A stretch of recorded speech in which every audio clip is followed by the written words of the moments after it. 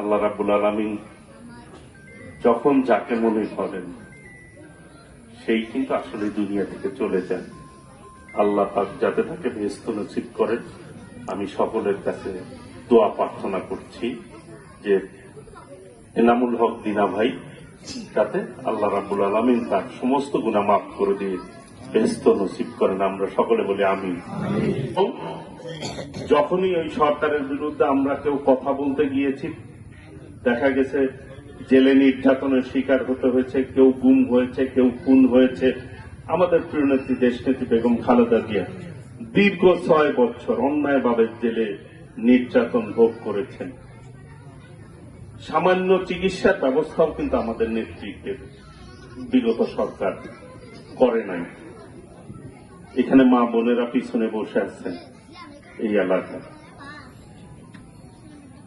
বাংলাদেশের মানুষ কিন্তু সবচেয়ে বেশি সহযোগিতা সহমর্মিতার সম্পর্ক বজায় রেখে শান্তি প্রিয়ভাবে বসবাস করতে চায়, নিরাপদে থাকতে চায়। বিশৃঙ্খলা বা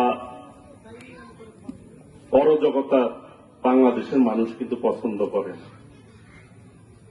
কিন্তু বিগত দিনের যে সরকার ছিল, সরকারের দোসররা বিশেষ করে এই টাঙ্গাইলে তারা অনেক বেশি খুন খারাপি করেছে, সন্ত্রাসী কর্মকাণ্ড করেছে, চাঁদাবাজি করেছে। আল্লাহ রহমতে আল্লাহ রাব্বুল আলামিন যদি আপনাদের ভোটে বিএনপিকে নির্বাচিত করে, একটি কথা বলতে পারি, এই টাঙ্গাইল শহরে অন্তত কোনো সন্ত্রাস থাকবে না, কোনো চাঁদাবাজ থাকবে না। সকলের জন্য নিরাপদ টাঙ্গাইল হবে ইনশাআল্লাহ।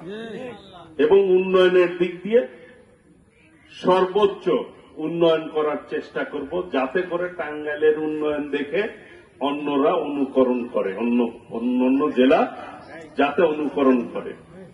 টাঙ্গাইলের একটি ঐতিহ্য ছিল, সব ক্ষেত্রে টাঙ্গাইলের ছেলেরা ঢাকাতে জাতীয় পর্যায়ে তাদের অবস্থান করে নিতে সক্ষম হয়েছে।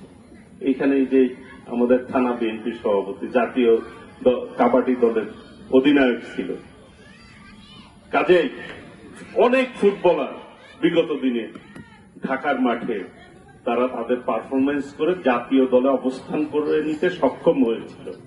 এক সময় জাতীয় দলের 9 জন প্লেয়ার টাঙ্গাইলের খেলতে, এরকম অবস্থাও গিয়েছে। কিন্তু সেই টাঙ্গাইলকে